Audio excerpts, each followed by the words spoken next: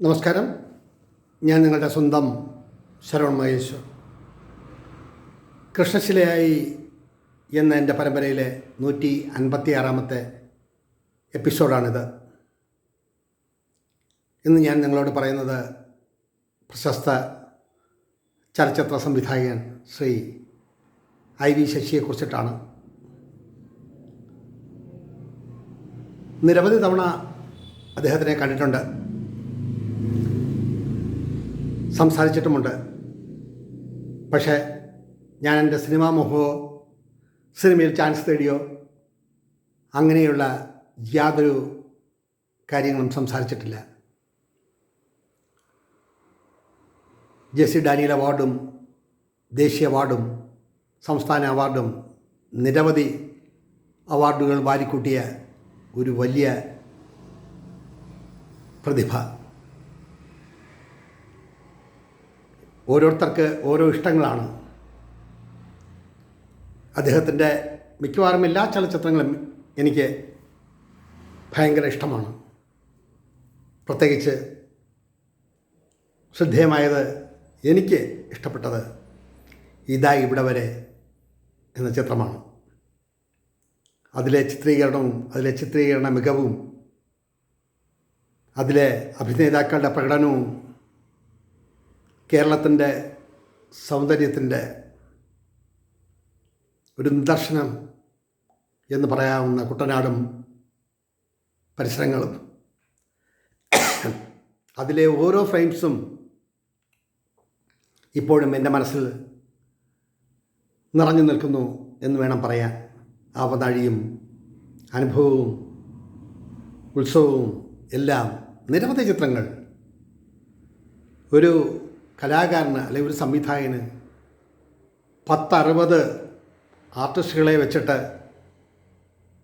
ഒരു ചിത്രം അനായാസന ചെയ്യാനുള്ള പ്രഗത്ഭമായ ആ കഴിവ്, അത് പറയേണ്ട ഒരു വസ്തുത തന്നെയാണ്. അദ്ദേഹത്തിന് ശരിക്കും പറഞ്ഞാൽ സംവിധാന മികവിനും കലയോടുള്ള പ്രകടനത്തിനും അദ്ദേഹത്തിനൊരു പത്മഭൂഷണെങ്കിലും രാഷ്ട്രം കൊടുക്കണമായിരുന്നു. എത്രയെത്ര ചിത്രങ്ങളാണ് ജീവിതവുമായി ബന്ധമുള്ള, എത്ര ചിത്രങ്ങളാണ് അദ്ദേഹം സംവിധാനം ചെയ്തത്. ഈ നാട് പോലെയുള്ള ചിത്രങ്ങൾ നമ്മുടെ മനസ്സിൽ നിന്ന് മാഞ്ഞു പോകത്തേയില്ല. ദേവാസുരവും അങ്ങനെ നിരവധി ചിത്രങ്ങൾ. പക്ഷേ എനിക്ക് എൻ്റെ മനസ്സിൽ ദേവാസുരവും അതും എല്ലാം ഇഷ്ടമാണെങ്കിലും മുൻപന്തിയിൽ നിൽക്കുന്ന സോമനും ജയഭാരതിയും ഒക്കെ അഭിനയിച്ച ഇതാ ഇവിടെ വരെ എന്ന ചിത്രമാണ്. ഇതാ ഇവിടെ വരെ എന്നുള്ള ആ പാട്ടൊക്കെ എത്ര സുന്ദരമായിട്ടാണ് ചിത്രീകരിച്ചിരിക്കുന്നത്. ഞാൻ കാണുന്നത് ഉത്സവത്തിൻ്റെ റിലീസ് സമയത്താണ്. തമ്പാനൂരിൽ നിന്നും ഇവിടം വരെ വരാൻ ഒരു 10 മിനിറ്റ് നടന്നാൽ മതി. സെൻട്രൽ തിയേറ്ററിൽ ഈ ചിത്രം കളിക്കുമ്പോൾ ആദ്യ ഷോയ്ക്കും രണ്ടാമത്തെ ഷോയ്ക്കും മൂന്നാമത്തെ ഷോയ്ക്കുമെല്ലാം 15 പേർ, 20 പേർ, 22 പേർ ഇങ്ങനെയൊക്കെയാണ്. അന്ന് 4 രൂപ 5 രൂപ കൊടുത്തു കഴിഞ്ഞാൽ റിസർവേഡിലിരിക്കാം. ആ കാലഘട്ടമാണ്. അപ്പോൾ അന്ന് ശ്രീ IV ശശിയും അതിൻ്റെ പ്രൊഡ്യൂസറാണെന്ന് തോന്നുന്നു, രാമേന്ദ്രൻ നായിരുന്നു അങ്ങനെ പറഞ്ഞിട്ടൊരാളും സെൻട്രൽ തിയേറ്ററിലെ ടിക്കറ്റ് കൗണ്ടറിന് അടുത്ത് എല്ലാ ഷോയ്ക്കും അവിടെ കാണുകയുണ്ടായിരുന്നു. ഉമ്മർ എന്ന നടൻ്റെ വൈഭവവും അഭിനയ വൈഭവവും ശ്രീവിദ്യയും ആ ഒരു കിണറും ആ ഒരു ചിത്രത്തിൻ്റെ ഫ്രെയിംസുകൾ നിങ്ങളോട് ഇത് പറയുമ്പോൾ പോലും ഓർമ്മയിൽ വരുന്നു. അങ്ങനെ ഒരു 3-4 ദിവസം കഴിഞ്ഞപ്പോൾ ഒരാൾ പറഞ്ഞു, ദേ നിൽക്കുന്നതാണ് IV ശശി. അങ്ങനെ ഞാൻ ഓടിച്ചെന്ന് അദ്ദേഹത്തെ പരിചയപ്പെട്ടു. അത്ര സന്തോഷമൊന്നും ആ മുഖത്ത് തെളിയുന്നില്ല, കാരണം ആളുകൾ കുറവാണ്. എങ്ങനെയുണ്ട് പടം? ഞാൻ പറഞ്ഞു, നല്ല പടമാണ് സാർ. അങ്ങനെ വളരെ വിഷണ്ണനായി നിൽക്കുന്നുണ്ട്. അപ്പോൾ ഞാൻ ചോദിച്ചു, എന്താ ഭയങ്കര പ്രയാസം പോലെ തോന്നുന്നല്ലോ. അത് ആളുകൾ ഒരുപാട് പേര് കണ്ടെങ്കിൽ മാത്രമല്ലേ ഒരു സംവിധായകന് ഒരു സന്തോഷം കിട്ടുള്ളൂ. അതാണോ പാട് എന്നിങ്ങനെ വലിയൊരു ഡയലോഗ് കാച്ചിട്ട് ഞാൻ പറഞ്ഞു, നാളെ മുതൽ ചേട്ടൻ നോക്കിക്കോ, ഇഷ്ടം പോലെ ആളുകളായിരിക്കും കാണാൻ. അപ്പോൾ ഒന്ന് ചിരിച്ചു. എന്താ നീ ആളെ കൊണ്ടുവരുമോ? എനിക്കറിയാവുന്ന ആൾക്കാരോടെല്ലാം പറയാം നല്ല ചിത്രമാണ് നല്ല ചിത്രമാണെന്ന് ഇങ്ങനെ പറയുമ്പോൾ ആൾക്കാരെ കാണാനുള്ളൊരു ടെൻഡൻസി ഉണ്ടാവില്ലേ? 100 പേരോട് പറയുമ്പോൾ ഒരു 10 പേർ വന്ന് കണ്ടാൽ അതൊരു വലിയ വിജയമല്ലേ ചേട്ടാ? ദൈവാനുഗ്രഹമോ നമ്മുടെ വാക്കുകളുടെ ഗുരുത്വമോ പിറ്റേ ദിവസം മുതൽ 20, 40, 50 തിയേറ്റർ നിറഞ്ഞു കവിഞ്ഞ് ആളുകൾ കാണാൻ തുടങ്ങി ആ ചിത്രം. ഇങ്ങനെയും ചിത്രം ചെയ്യാൻ പറ്റുമോ എന്നായിരുന്നു ഓരോരുത്തരുടെയും ചോദ്യം. അത്ര മികവുറ്റ ഒരു ചിത്രമായിരുന്നു ഉത്സവം. അതിനുശേഷം അദ്ദേഹത്തിന് തിരിഞ്ഞു നോക്കേണ്ടി വന്നിട്ടില്ല. എത്രയെത്ര ചിത്രങ്ങളാണ് അദ്ദേഹത്തിൻ്റെ സംവിധാന മികവിലൂടെ കടന്നു വന്നത്. അങ്ങനെ ഒരു 6-7 ദിവസം ഷോയ്ക്കെല്ലാം പോയി നിൽക്കുമ്പോൾ നിൻ്റെ ടിക്കറ്റിൻ്റെ പൈസ ഞാൻ കൊടുക്കാം. നമ്മൾ അത് വേണ്ട,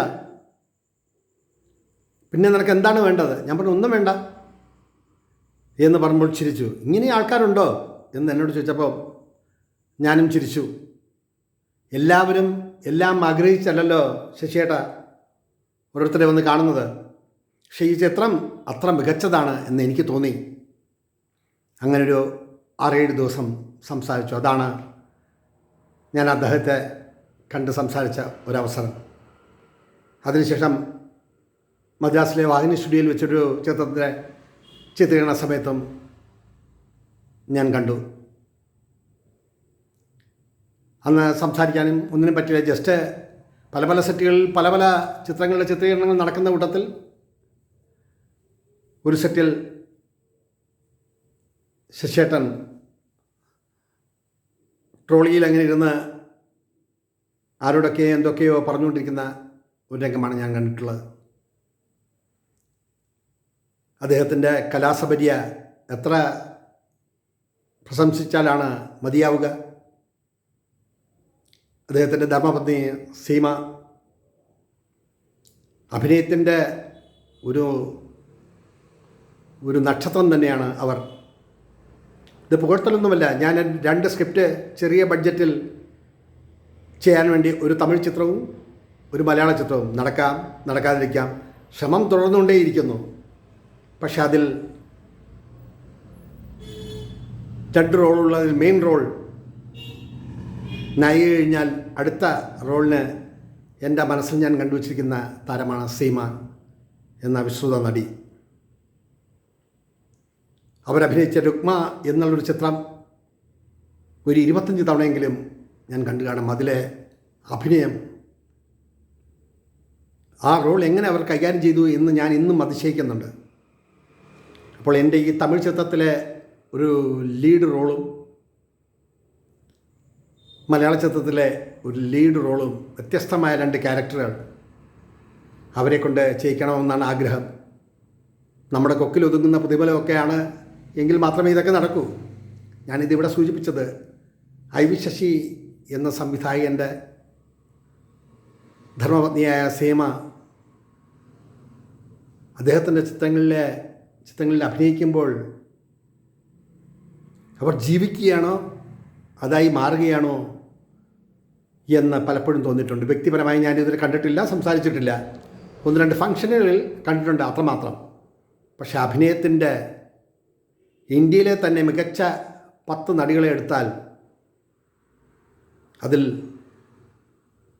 ഒന്ന് സീമയും, ഒന്ന് ജയഭാരതിയും, ഒന്ന് ഷീലയും, പിന്നെ ഒന്ന് സ്മിത പാട്ടീലും, പിന്നെ ഒന്ന് ശബാന ആസ്മിയും, അങ്ങനെ പോകുന്നു നിരകൾ. ഇതെല്ലാം എൻ്റെ കാഴ്ചപ്പാടാണ് കേട്ടോ. ഒടുവിൽ 2017 മെയ് 8 അദ്ദേഹം ഒരു ലൊക്കേഷൻ നോക്കാൻ വേണ്ടി അലൈനിൽ വന്നിരുന്നു. UAE അലൈനിൽ വന്നിരുന്നു. അങ്ങനെ എൻ്റെ ഒരു സുഹൃത്ത് ഡെൻസൺ പോൾ എൻ്റെ ഒരു ഷോർട്ട് ഫിലിമിൽ അഭിനയിച്ചിട്ടുണ്ട്. അദ്ദേഹം ഇപ്പോഴും അബുദാബിയിൽ വർക്ക് ചെയ്യുന്നു.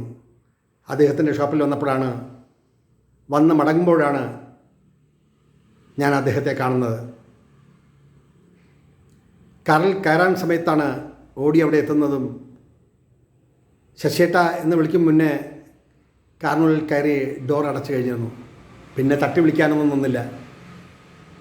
അദ്ദേഹം ഒന്ന് നോക്കി ഗ്ലാസിനിടയിലൂടെ.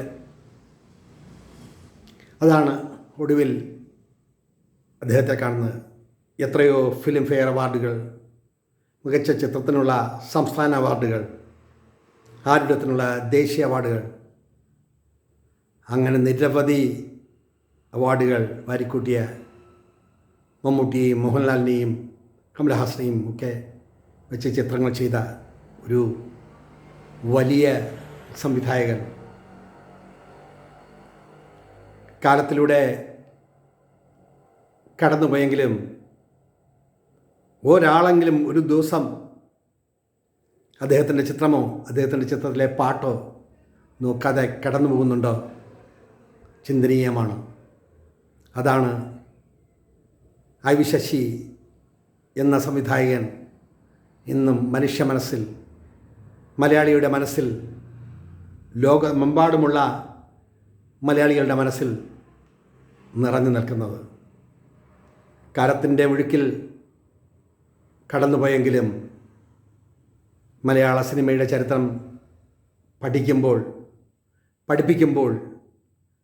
ഐ വി ശശി എന്ന ചലച്ചിത്രകാരനെ മാറ്റി നിർത്താൻ കഴിയില്ല എന്നതാണ് എൻ്റെ പക്ഷം. ആ വലിയ കലാകാരന് പ്രണാമം അർപ്പിച്ചുകൊണ്ട് എൻ്റെ വാക്കുകൾ ചുരുക്കുന്നതിന് മുന്നേ അദ്ദേഹത്തെക്കുറിച്ച് ചിലവ് കൂടി പറയാം. 1948 മാർച്ച് 28 കോഴിക്കോട് വെസ്റ്റ് ഹില്ലിൽ ജനനം. 1968 എ വി രാജൻ്റെ കളിയല്ല കല്യാണം എന്ന സിനിമയിൽ കലാസംവിധായകൻ. 1982 അദ്ദേഹം സംവിധാനം ചെയ്ത ആരൂഢം എന്ന ചിത്രത്തിന് ദേശീയ അവാർഡ്. പിന്നീട് JC ഡാനിയൽ പുരസ്കാരം നേടി. അതിരാത്രം, മൃഗയ, ഇൻസ്പെക്ടർ ബൽറാം, ദേവാസുരം, അടിയൊഴുക്കുകൾ, നിരവധി ചിത്രങ്ങൾ സംവിധാനം ചെയ്തു. 2017 ഒക്ടോബർ 24 69-ാമത്തെ വയസ്സിൽ ഈ ലോകത്തോട് അദ്ദേഹം വിട പറഞ്ഞു. കലയുടെ ചരിത്രത്തിൽ, സിനിമയുടെ ചരിത്രത്തിൽ തങ്കലിപികളാൽ എഴുതി ചേർക്കേണ്ട ഒരു വലിയ കലാകാരൻ. നിസ്സംശയം പറയാം, അദ്ദേഹത്തിൻ്റെ സംവിധാന ശൈലി ഒരു പാഠ്യ വിഷയമാക്കേണ്ട ഒന്നാണ് എന്നതാണ് എൻ്റെ പക്ഷം. ഞാൻ ആദ്യമേ പറഞ്ഞുവല്ലോ, പ്രത്യേകിച്ച് നേട്ടങ്ങൾക്ക് വേണ്ടിയോ ആവശ്യങ്ങൾക്ക് വേണ്ടിയോ അല്ല അദ്ദേഹത്തെ കണ്ടതും മറ്റും. പക്ഷേ ഒരു സിനിമ എങ്ങനെ ചെയ്യാം, ഒരു സംവിധായകൻ്റെ കാഴ്ചപ്പാട്, ഒരു സംവിധായകൻ്റെ ഭാവന, ഇതെല്ലാം 100% ഉൾക്കൊണ്ട ഒരു വലിയ കലാകാരനായിരുന്നു ശ്രീ ഐ വി ശശി. അദ്ദേഹത്തിന് നാമം അർപ്പിച്ചുകൊണ്ട് ഒരിക്കൽ കൂടി ഈ വാക്കുകൾ ഉപസംഹരിക്കട്ടെ. നന്ദി, നമസ്കാരം.